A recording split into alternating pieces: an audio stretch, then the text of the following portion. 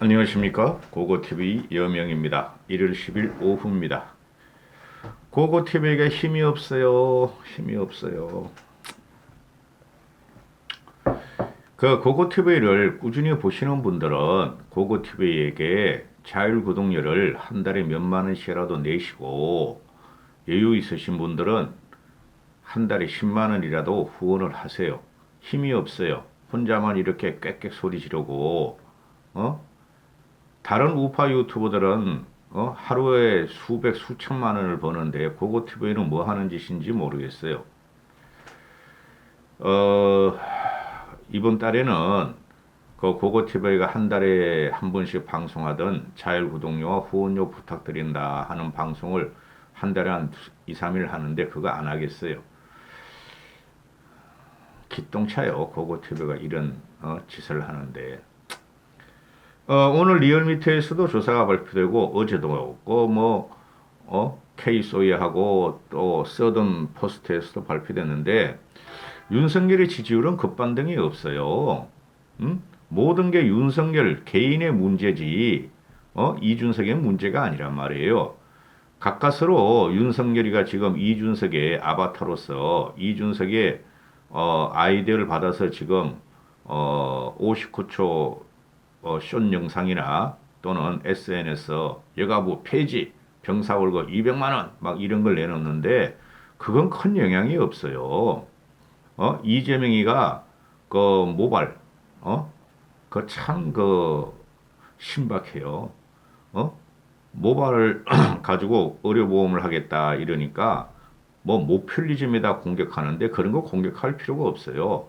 그래서 그것을 덮는 짤과 영상을 지금 국힘에서 쏟아내고 있죠. 근데 그것도 지금 혼돈스럽게 나오고 있죠. 그죠? 논쟁을 붙이려면 확실히 논쟁을 붙여야 되는데 윤석열 선대위가 지금 누가 있죠? 권영세하고 원희룡이가 있죠. 그 둘은 파괴력이 없어요. 걔네들이 아무리 씹으려 봐야 기사가 돼봐야 폭발력과 대중 흡인력이 없어서 안 되는 거예요. 그래서 리얼미터가 저번 주 7일까지 그 조사한 내용을 오늘 발표하는데 오차 범위 밖으로 이재명이가 윤석열을 앞서가고 그 다음에 안철수의 약진이 계속되고 있죠. 그죠? 그러면 뭐 어떻게 생각해야 되냐면은 어떻게 생각해야 되냐면은 모든 건 윤석열 본인의 문제예요.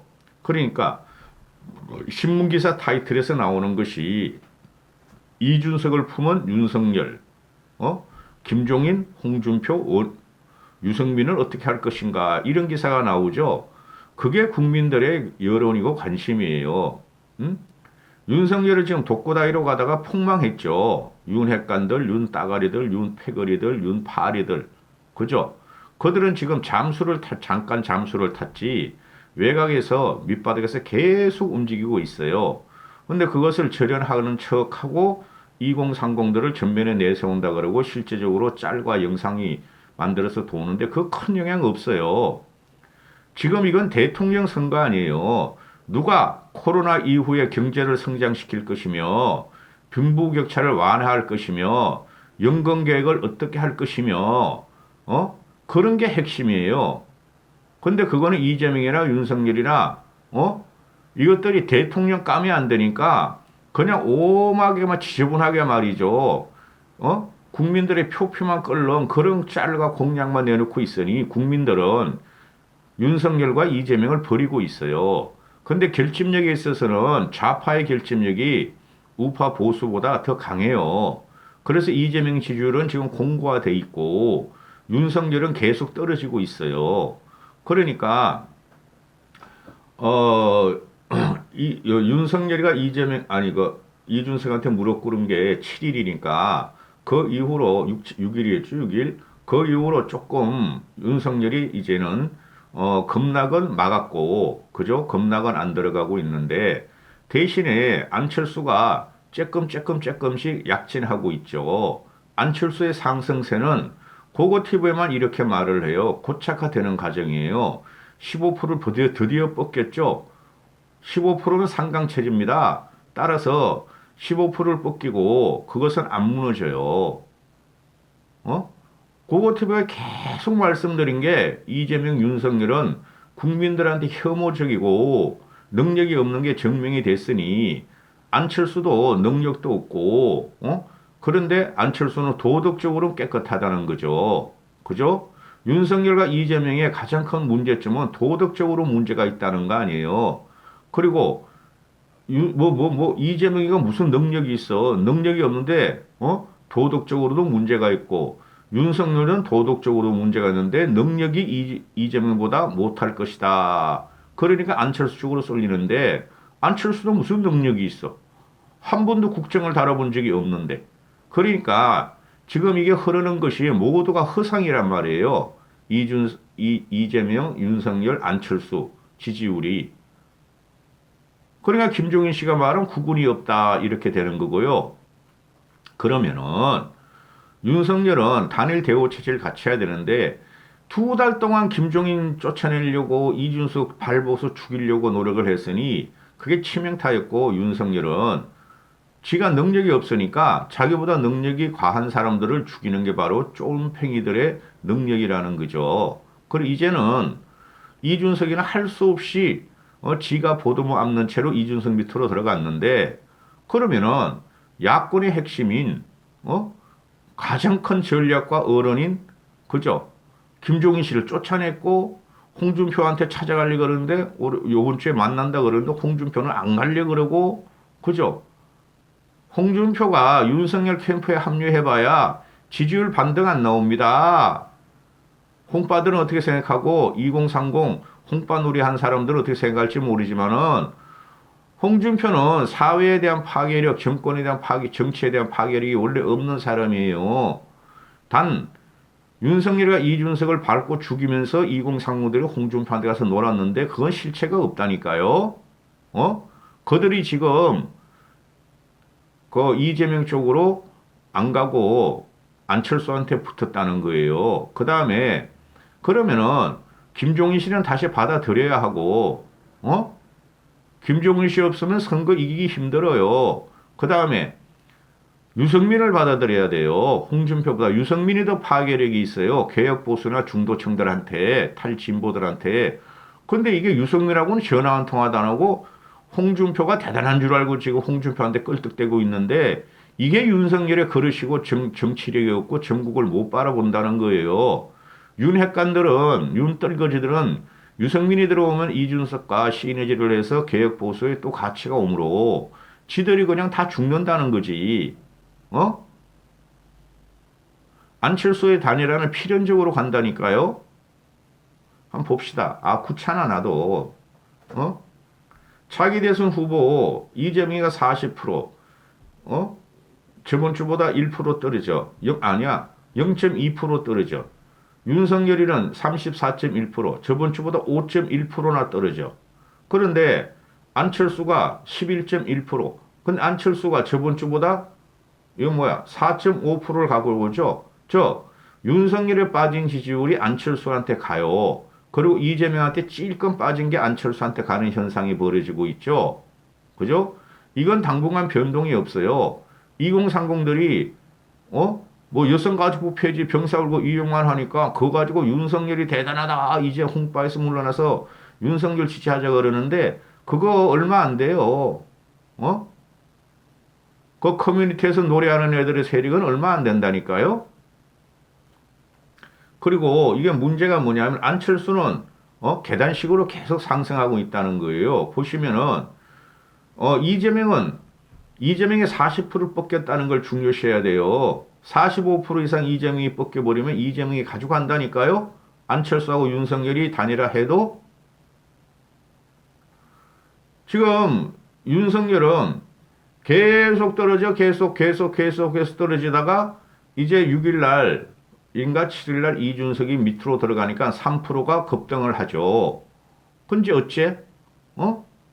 그래도 이재명이한테 오차 범위 밖으로 뒤처지고 안철수는 찔끔씩 올라. 올해 3일날 8.2%, 4일날 10.4%, 5일날 11.6%, 6일날 12.9%, 7일날 13.5%. 다른 데서는 안철수가 15% 뽑힌 결과가 꽤 나오죠. 근데 이제부터 보셔야 될 것이 제가 말씀드렸잖아요. 결국에는 선거 당일날 가서는 양 진영의 총집결에 들어간다 그러는데 여기서 안철수가 나와버렸네? 그런 거 프레임이 깨진다는 거예요. 그죠? 그러면은 며칠 전부터 제가 말씀드리기를 저번 주부터 당선 가능성을 봐야 된다는 거예요. 어? 누가 능력이 있고 대통령감이냐. 그것이 지지율로 나오는 게 아니고 전체 국민은 누가 대통령이 되면은 우리를 위해서 국가를 위해서 일을 잘할까 하는 것이 당선 가능성이죠. 지지율하고는 틀린 거예요. 그러면은 거의 저번 주까지 나온 게 윤석열의 당선 가능성이 이재명의 당선 가능성보다 2배나 뒤쳐져요. 이재명 같은 경우가 당선 가능성이 55%까지 하고 윤석열은 25%까지 떨어졌었어요. 제가 계속 말씀드렸다시피 윤석열은 지지하는 것들이 그 쓰레기 우파 유튜버들 늙은 꼴통들 유튜버 세력 일부 해가지고 그게 다 합해봐야 25%니까요. 25%라니까. 그래 저번 주에 여론조사를 보면 윤석열 25.1%까지 나왔죠. JTBC에서. 그게 한계라니까. 거기서 20%를 더 땡겨야 돼. 윤석열이가. 최소한 45%까지 가야지 안정권에 들어가는데 그걸 안철수가 다 받아먹고 있네? 그래서 당선 가능성을 보면은 리얼미터도 나온 게 다른 거랑 대동소이해요. 다른 유튜버하고 아니 다른 여론조사하고 에이씨 유튜버 하니까 그 쓰레기 자유우파 유튜버 새끼들 때문에 내가 스트레스 받아가지고 이재명이가 저번 주보다 올라 당선 가능성이 3%나 올라서 52.8%. 윤석열은 당선 가능성이 리얼미터 조사 저번 주보다 6%나 떨어져 5%나 떨어져 34.9% 나와요. 안철수의 당선 가능성은 4.5%뿐이 안 되죠. 그러니까 안철수 독단적인 국민의 당 힘 가지고는 안 된다는 거예요. 안철수와 윤석열의 단일화로 가야 되는데 이거 요번에 큰 시너지 없어요. 그 언론에서는 그 쓰레기 평론가 특히 우파 자유우파를 자칭하는 그 쓰레기 평론가들이 안철수하고 윤석열이가 단일화하면 시너지로 이재명을 압도한다. 그런 말을 하는데 제 생각엔 아직까지 그런 게 없어요. 왜? 윤석열에 실망을 했다니까 사람들이 윤석열도 괜찮고 안철수도 괜찮고 그럼 합하면 시너지가 나오는데 윤석열한테 실망하기 때문에 시너지가 안 나오고 안철수 저거는 할 수 없이 지금 윤석열이 실망한 표가 안철수한테 가니 그게 뭐냐는 거죠. 즉 안철수에 가는 표는 이퀄 2달 전에 윤석열 표다. 그러면 윤석열한테 국민들이 실망해서 표를 버려버리는데 윤석열한테 그죠? 이탈했는데 그게 안철수에 한다고 시너지가 있겠어요? 잘 보셔야 돼요.